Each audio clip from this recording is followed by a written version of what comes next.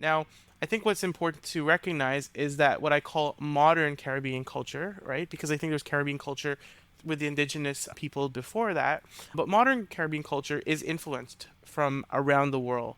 The food we eat, the music. So it came from somewhere. Roti and curry just didn't emerge one night in Trinidad or Guyana.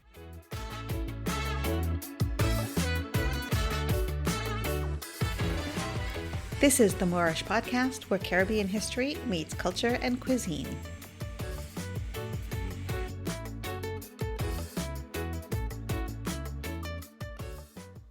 Hi, Ryan. Thanks for joining me today on the Moorish podcast.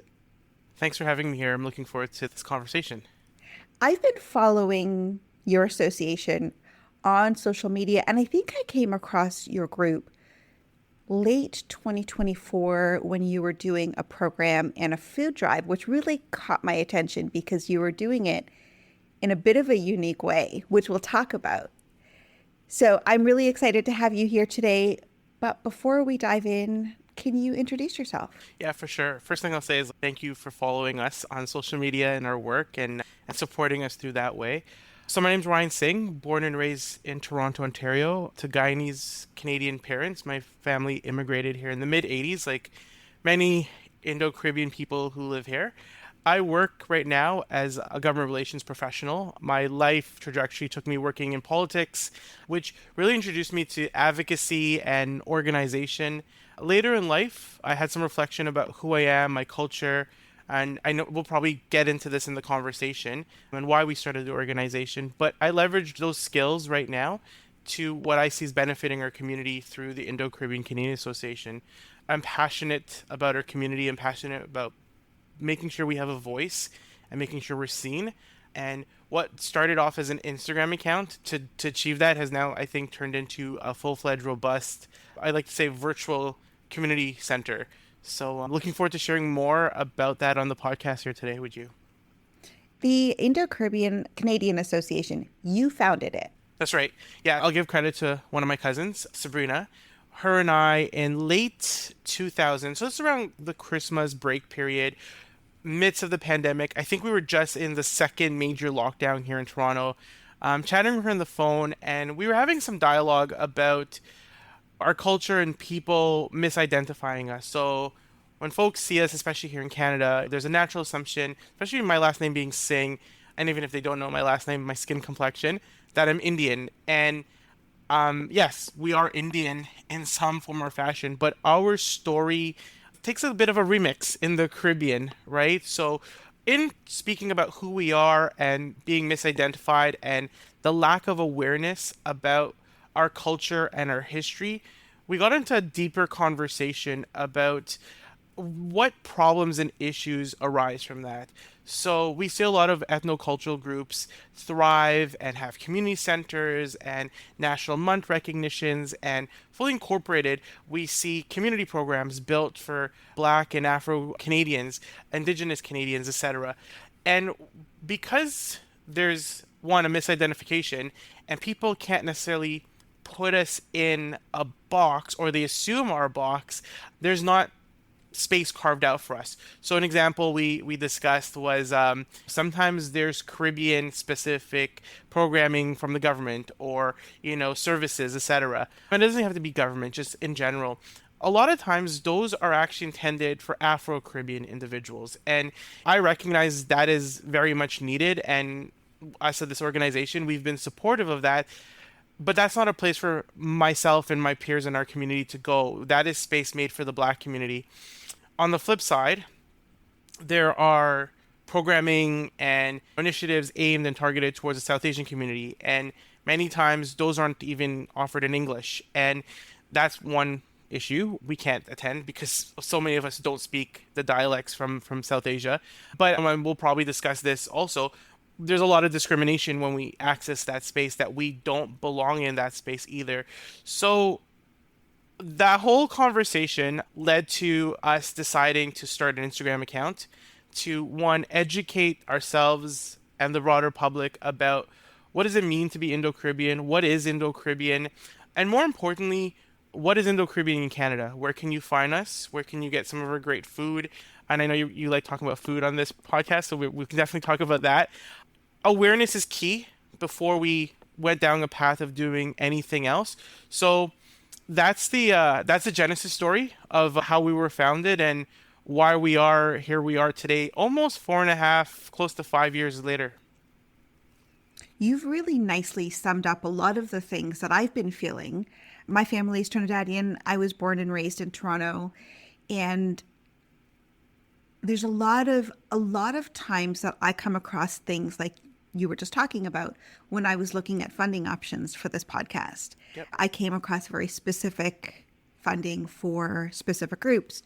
And then there was sort of the general funding options, but nothing that was specific for someone like me, someone like you, that there's opportunities for other groups, but then feeling a little bit sad, they feel like we're not recognized.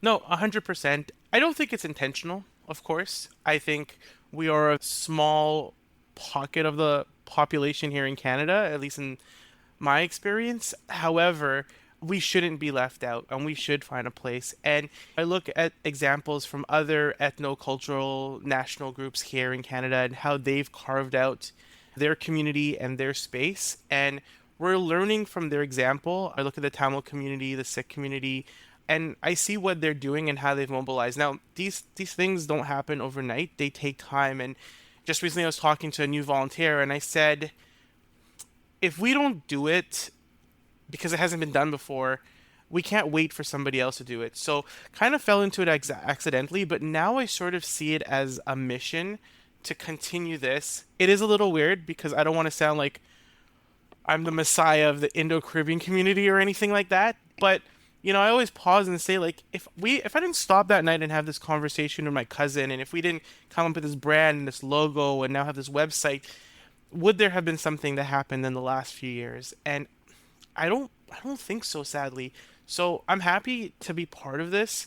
We have just between 40 to 45 volunteers who are currently in the organization, and we have some former volunteers. So close to 50 to 60 people at some point have volunteered and organized with us. And I speak to all our volunteers all the time, and nobody gets paid.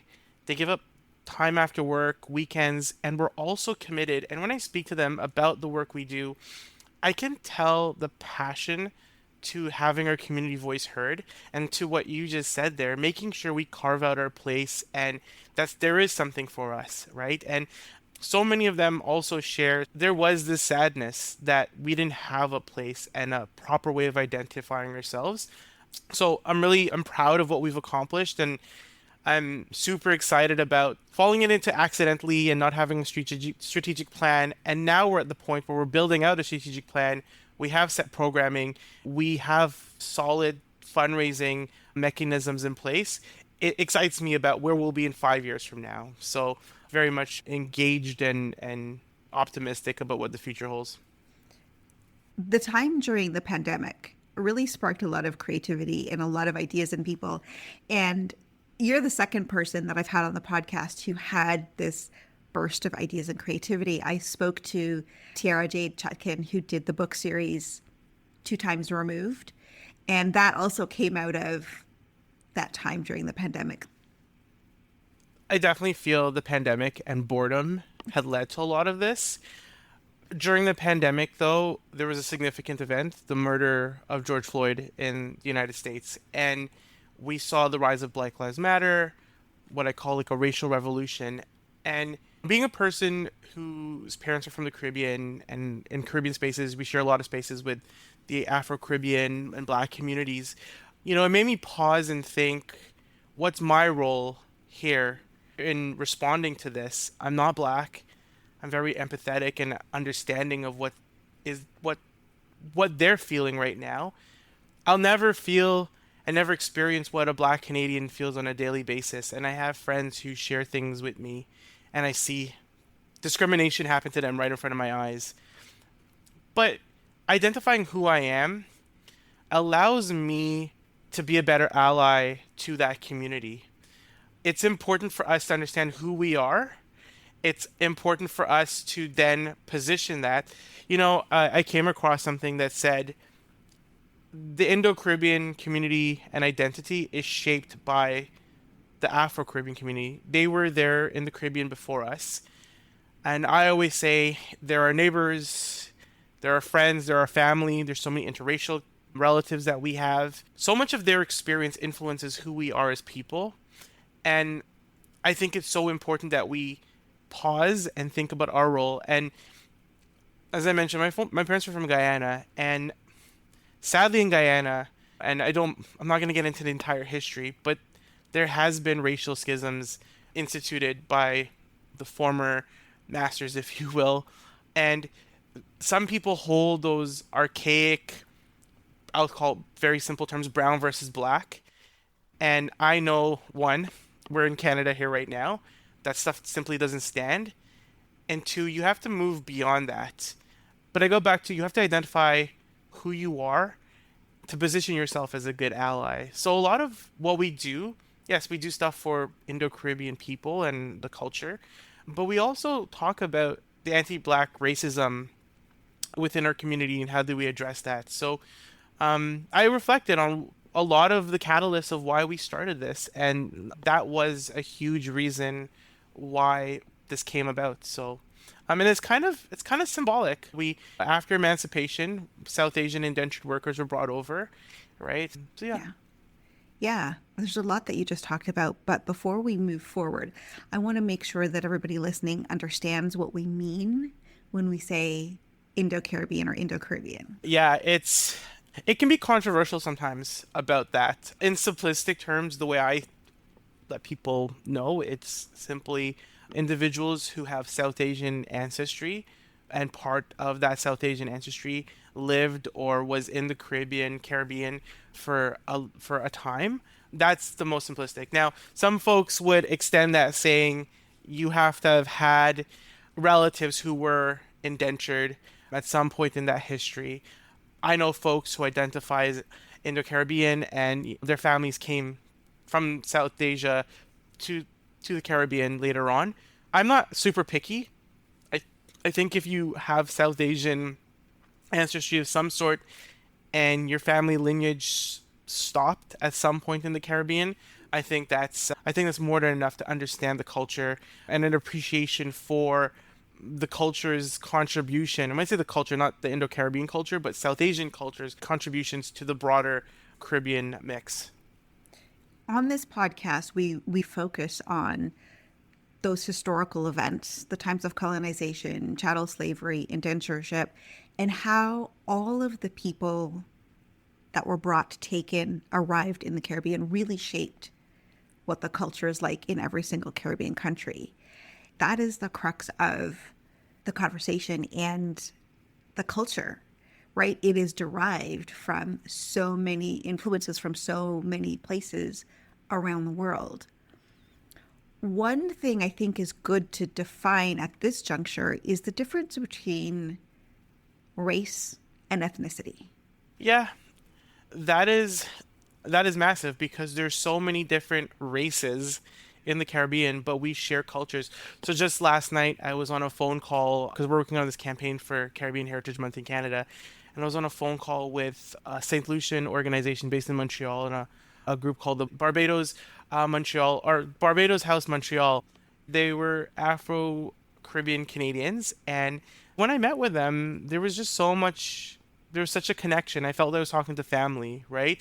So that ethnicity, that culture bonds us together. But to your point, here in Canada, we pride ourselves on multiculturalism. But I always say the Caribbean was multicultural before that was even a concept here in Canada, right? You had obviously the indigenous individuals and people of that region. You had folks from Europe, Africa, South Asia, Asia, because there was a lot of Chinese indentured workers that were brought over as well. And that's reflective in our music, our food, the language that we speak. So it is beautiful to see what's emerged from what was such a dark period. I wrote an article about that, and the analogy I used was, it's this caterpillar that was put in a cocoon and then came out this what would be a beautiful butterfly. So through slavery and indentureship and those dark periods, we have this beautiful Caribbean culture now that doesn't differentiate so much where things come from. Everything is encompassed in it. It's really quite an interesting topic. And before we started recording, I was telling you that I've come across some really interesting comments on social media, and I find it quite fascinating knowing who we are. So in the Caribbean, everybody knows what the history is and how Yeah. their ancestors got there. But I think, and this is a generality, but in most cases, people growing up in India, Pakistan, South Asia, they don't understand that history and how their ancestors arrived in the Caribbean. And so I was looking at a video of somebody talking about how people from India got to the Caribbean and what that process was and how indentureship came about. And there was a lot of conversation in the comment section from people saying they were from India and saying two things essentially. One, that we as Indo-Caribbean people are ashamed of being Indian. And then there was a whole set of other people saying, we're trying so hard to be Indian. And others in the comment section trying to explain to them that culturally we're West Indian, it's different. Having this divide of understanding of what is the difference in culture, because our religions are the same, but we practice it a little bit different. Our foods are called sometimes the same thing, but they're a little bit different. Yeah, I've talked to so many people about this very topic, and to me what it boils down to is teach their own, right? I think the beauty and my complexity is that I was born in Canada, right? So how do I identify? There's two times removed, and then sometimes I'm three times removed, but I think everybody should be able to express themselves, number one, how they want and identify. And yes, some individuals do feel a closer connection to South Asia and our connections through culture that way, whereas some individuals feel that Caribbean culture is very distinct and it's on its own. Now, I think what's important to recognize is that what I call modern Caribbean culture, right? Because I think there's Caribbean culture with the indigenous people before that, but modern Caribbean culture is influenced from around the world. The food we eat, the music, all those stuff I said earlier. So it came from somewhere. Roti and curry just didn't emerge one night in Trinidad or Guyana. Doubles is an offshoot of Chana Batura, right? That came from somewhere. I like pointing out cannabis didn't exist in that region. It came from South Asia. So it's fine, I think, to say you're Caribbean and being proud of that Caribbean history, but I think it's really important to understand about where you came from, because if you're not indigenous, your ancestors came from a different part of the world. There's no fiction behind that. So that's a little bit of what we try to do, is educate people that so much of what we do and so much of what we practice and eat on a daily basis, yeah, some of it actually came from different parts of the world, and some of it came with our ancestors through the Kalapani to the Caribbean. It's very much a morph and a mixture. And just like my parents, when they moved from Trinidad to Canada, they brought with them their foods and thoughts and traditions, but it changed a little bit based on what's available here in terms of ingredients, what they could find. So just like when our ancestors went from India to the Caribbean, their lifestyles, their cultures changed a little bit to adapt to their environment. Yeah, 100%. With our organization, we do a lot of posts about the historical nature of our community, and you get to learn about adaptations made by our ancestors when they moved there. To your point, different ingredients, different access to different items. You know, they didn't have statues, mortis to worship, for example. So they were using the flags that you'd erect at the end of a ceremony, and then that evolved. Like the flag was janda, so then the word jandi ended up people related that with puja. I'm going to a jandi, right? But the actual what you're actually saying is I'm going to a flag.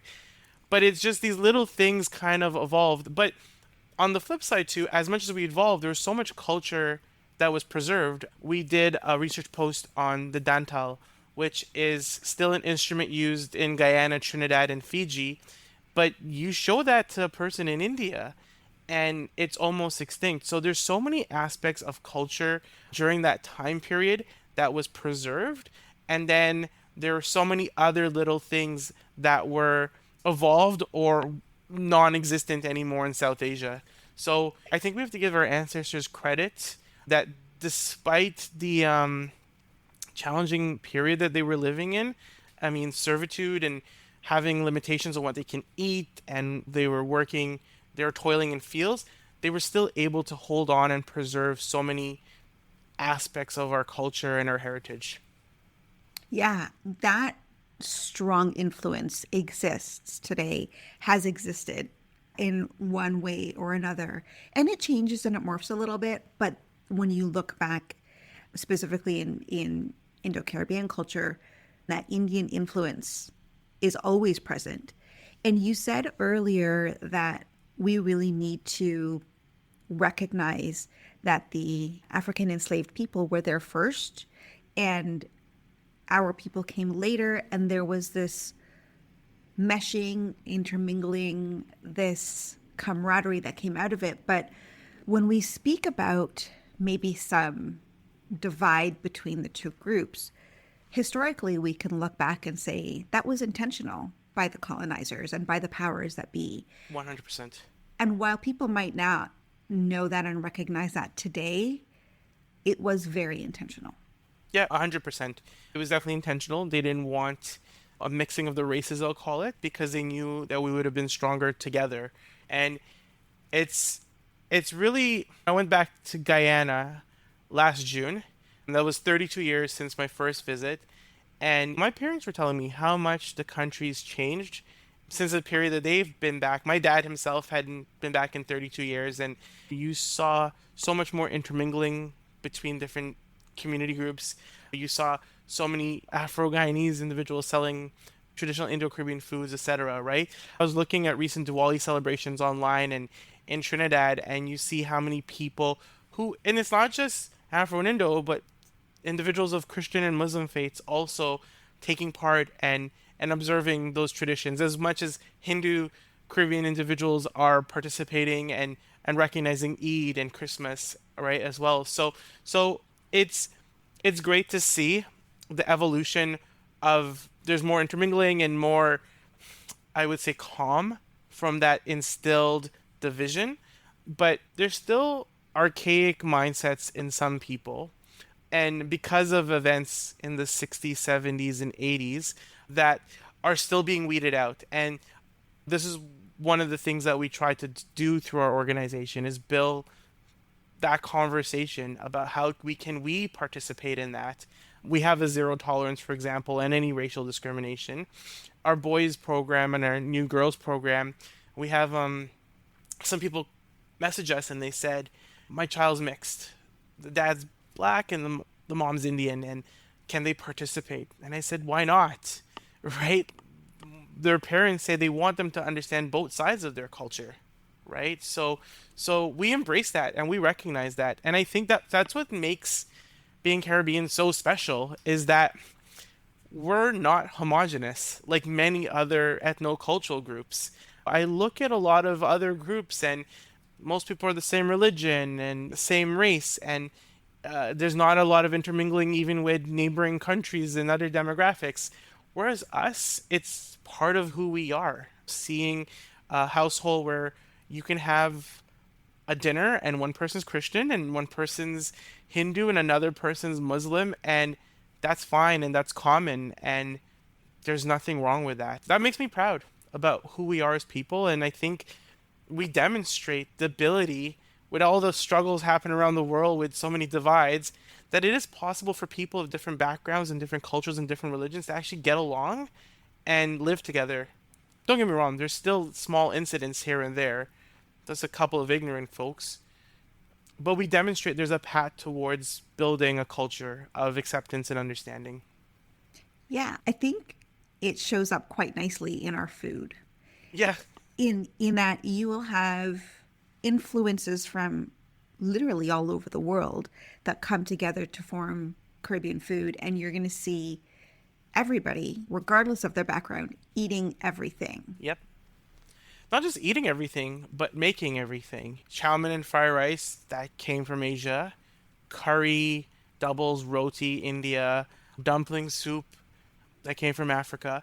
Pepper pot, indigenous. Then there's a lot of our European influences, like the rum cake and black cake that we make at Christmas, right? I look at my mom and all that food that she makes. She's making food from all these cultural groups, but technically that's all belonging to us as a culture. And again, when people ask about, I've had so many conversations about food and how our food is underappreciated.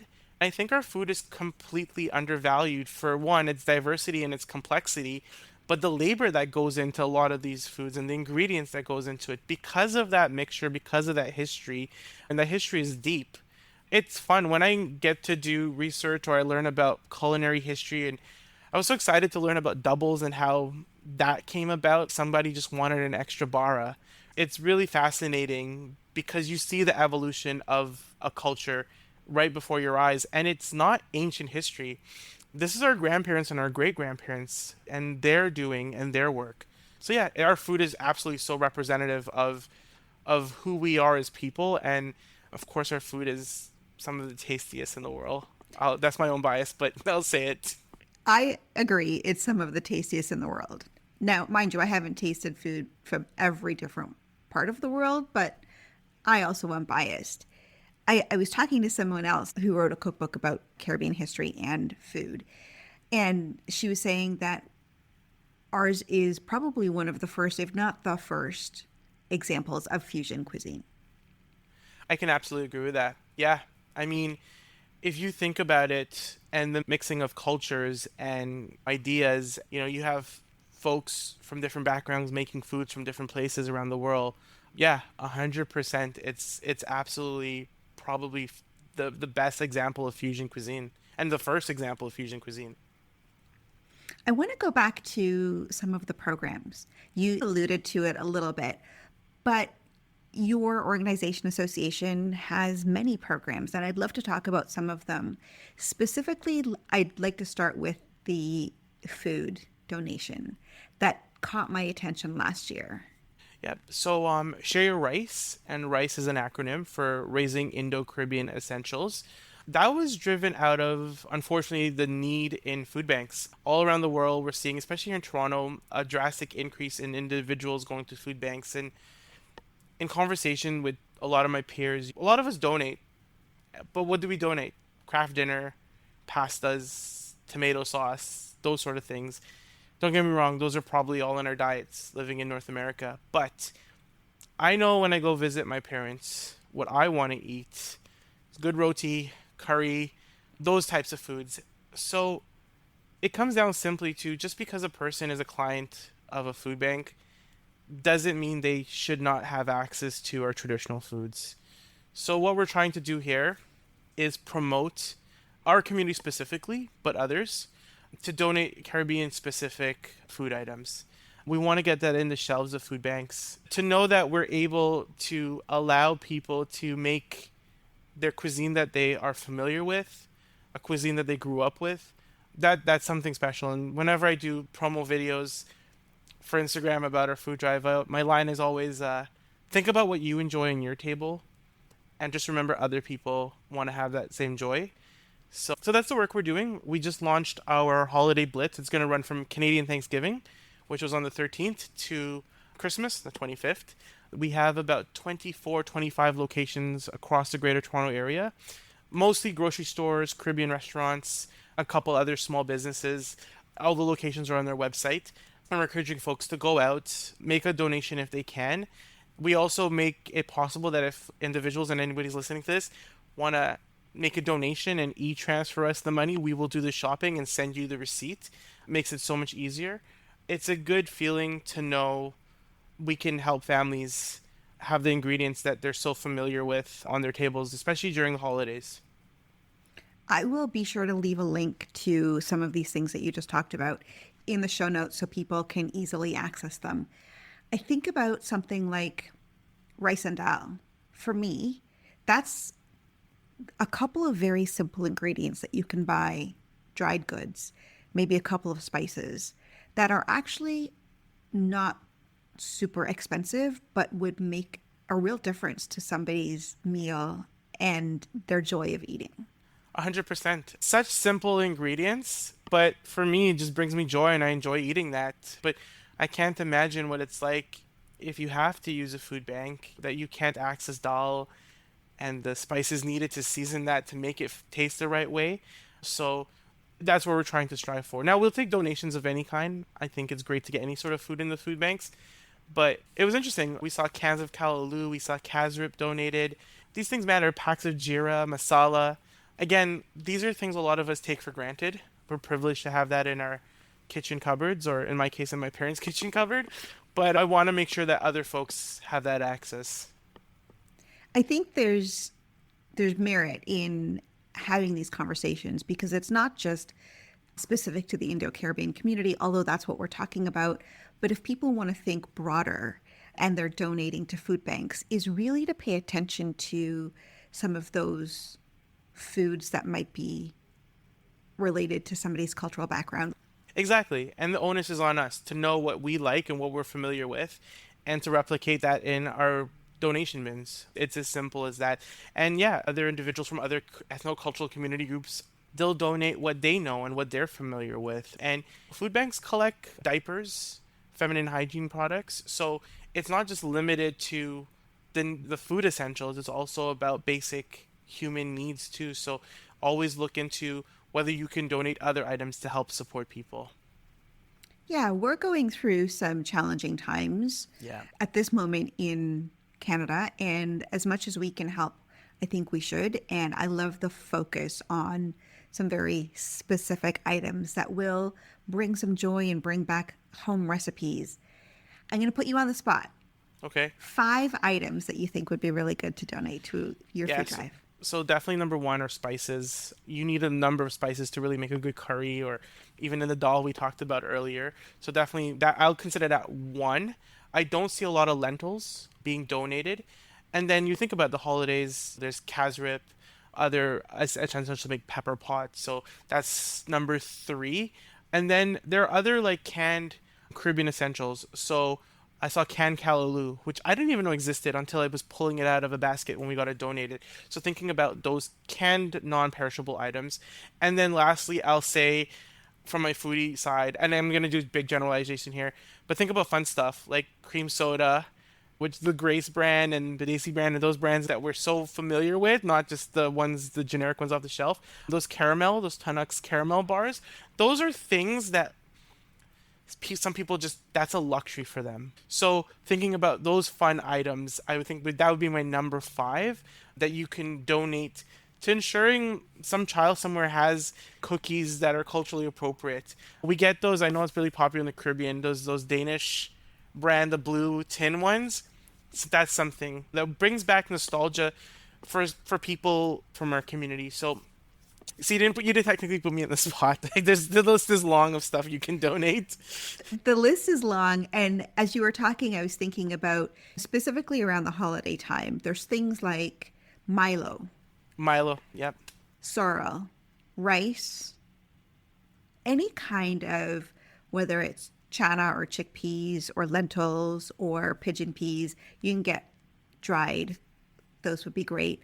Something like a maybe canned sardines or Yep, corned beef. yep, yep. So you mentioned there are canned sardines, corned beef, corn mutton. Donating canned proteins is so essential and culturally appropriate for folks to make foods that we know. What other programs do you have and do you run? Yeah, so we have 5 other programs. So we have Star By, which is a youth mentorship program for young Indo-Caribbean boys 8 to 18. We, based on the success of that program, this September we recently launched Star Gal, female identifying individuals between the ages of 8 to 18. We launched Spice, which is a single parent Indo-Caribbean exchange. We have Epic, which is equality and pride for Indo-Caribbeans. addressing the homophobia, transphobia, biphobia in our community. And we have something called Voice. And you probably notice I like my acronyms. Voice is the Voter Organization for Indo-Caribbean Engagement. And that was born out of me working in politics. And I actually was a campaign manager for the first Indo-Caribbean person elected to the provincial legislature here in Ontario. And him and I were talking about the apathy in our community. And I see so many other ethnocultural communities mobilize and get active. So it's our attempt to, in a nonpartisan manner, um, engage our community and let them know about the importance of voting here in Canada. So those are the programs we operate that are public facing. We also have a monthly online newsletter called Iconic, and Iconic is Indo-Caribbean online news in Canada. That's to let people know what we're doing for the community, but we have a community section in there with other events that other organizations are putting on as well. So we try to promote that, and we share stories and happenings from other individuals. There's a couple of programs that you mentioned. Epic, I believe. Equality and Pride for Indo-Caribbeans. I think that's a really important one, and we don't have enough time to really dive into some of these conversations, but homophobia still Yeah. exists, and it's very much an opportunity to bring awareness, support our community in a different way. So tell me about that program. Yeah, so that emerged. We were founded in May in 2021, and we decided to do a webinar with three individuals talking about just being queer and being Indo-Caribbean. Eventually, when the pandemic let up, we did our first Pride Social. And then since then, we've done, I think, five now Pride Socials. And now we do other community events. It's sort of twofold. One is about combating homophobia, transphobia, biphobia. I have a lot of friends from the community. I talk to them about their experiences being here in Canada. I just know it's not right. But it's not right that just because these are beliefs or views instilled in our culture from years ago, that doesn't mean that has to continue and exist. So we've seen success in terms of taking that on and challenging it. Building safe space is another one, ensuring that there's culturally appropriate space, I'll call it, that folks can express themselves. I will tell you, there's probably about a handful of moments running this organization that are some of my proudest moments. One of them was we had a Pride Social. It was a party. People are drinking and partying and dancing and playing chutney music. And somebody came up to me and they're like, "Oh, this is the first time they heard chutney music in the gay village in Toronto." But somebody said to me, "Thank you." They say they go to West Indian places and they have to pretend to be straight.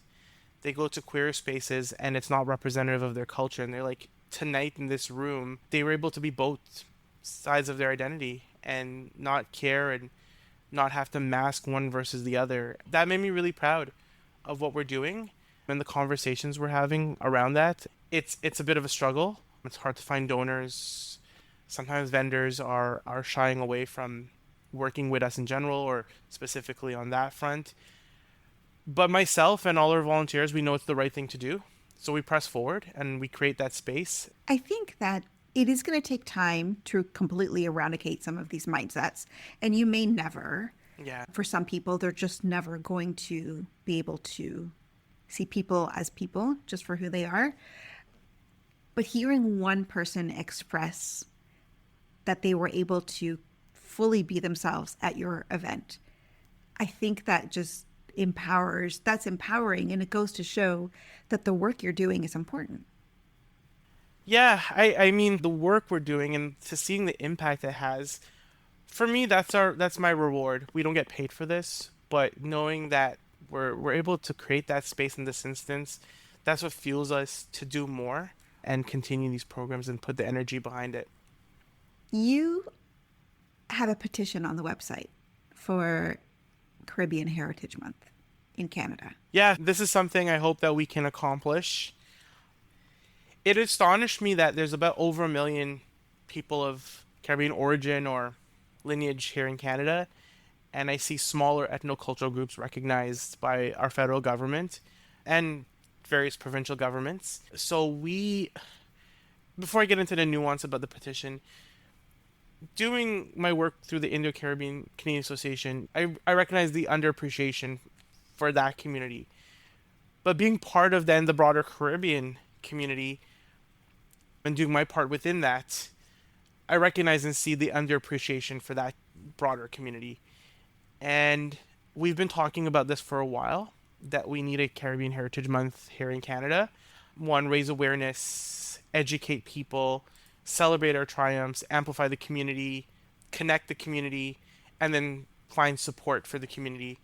So the legislative process in Canada is very complicated, and I worked in a legislative office at the provincial level, so I have a very intimate knowledge of this. But I said last night to some folks I was meeting with, if we don't try and push for this, we're not going to get it. Nobody's just going to hand you it. So the first step is having parliamentary petition with the House of Commons, and we have Michael Coteau, a federal member of parliament, who's endorsed that petition. Our minimum threshold we needed was 500, and we're well past that now. Encourage anybody listening, if you live in Canada, go on our website, or you can visit caribbeanmonth.ca and you can sign that petition. The petition will demonstrate that there's appetite out there for this.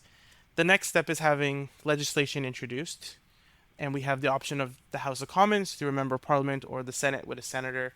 I'm exploring working with a senator just because of legislative ease and a more clear cut, less political ability to have this introduced and expedited.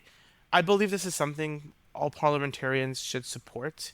A lot of them represent large populations of individuals from the Caribbean or have Caribbean people in their constituencies. I don't think it's a hard sell. I think if you can have Lebanese Heritage Month, Tamil Heritage Month, German Heritage Month, Irish Heritage Month, Filipino Heritage Month, Italian Heritage Month, Portuguese Heritage Month, I don't see why we can't have a Caribbean Heritage Month here in Canada. We should do homage to the community and give us a month like every other community to be recognized. The last thing I'll say on this is I've been fortunate since we've launched this to meet other individuals who run other Caribbean organizations across the country. I almost get goosebumps when I'm talking to them because we would have never crossed paths, but this commonality, despite how far we live, and they might be St. Lucian or Barbadian, and my parents are Guyanese, but we're collective behind this, and they're all supportive. And one person said to me, "It's about time. We don't give a damn who started it. We need to get behind you and get this done." And this is not about the Indo-Caribbean Canadian Association.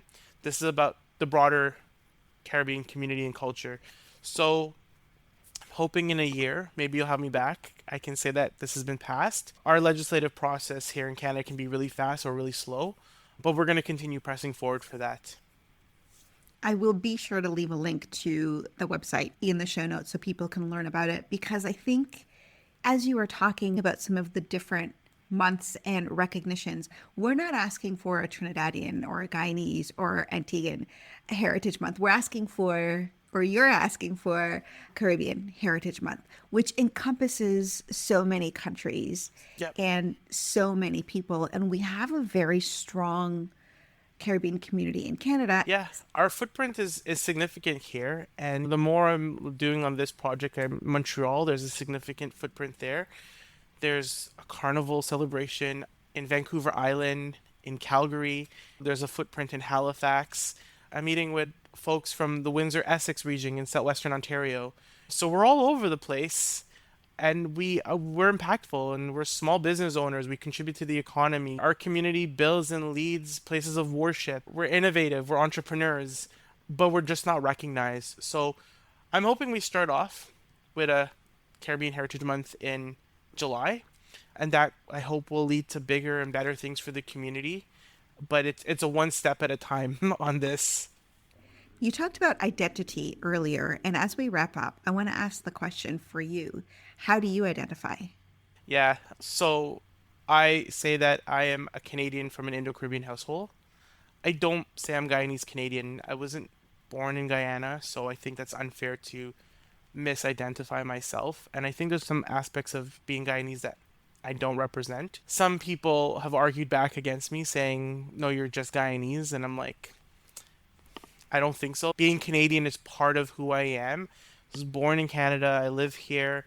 A lot of what I do is through a quote unquote Canadian lens, but I recognize my history and my heritage. And that's critical to who I am. It's critical to the food I eat, the music I listen to, some of the words I use, some of my actions. You know, I talked about that political advocacy and supporting the black community. So being Indo-Caribbean Canadian is the box I would put myself in. But yeah, I mean, if somebody says Ryan's Guyanese Canadian, that doesn't bother me either. It's where my parents originated from.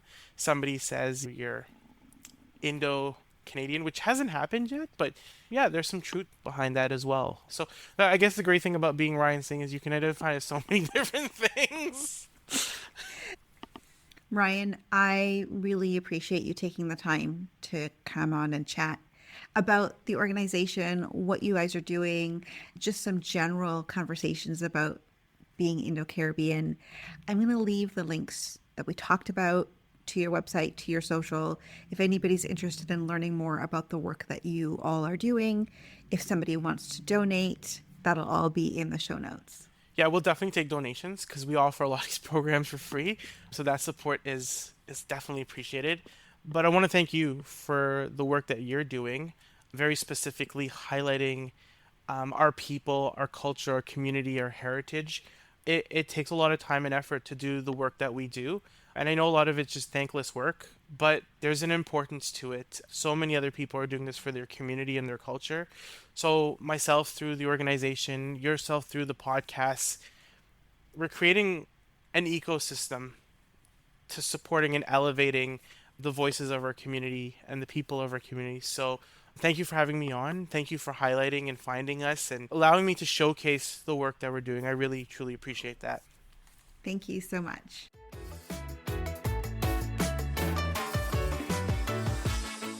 Thanks for joining me for today's episode. Don't forget to subscribe and rate the podcast. It really does help getting the podcast and our Caribbean stories in front of more people.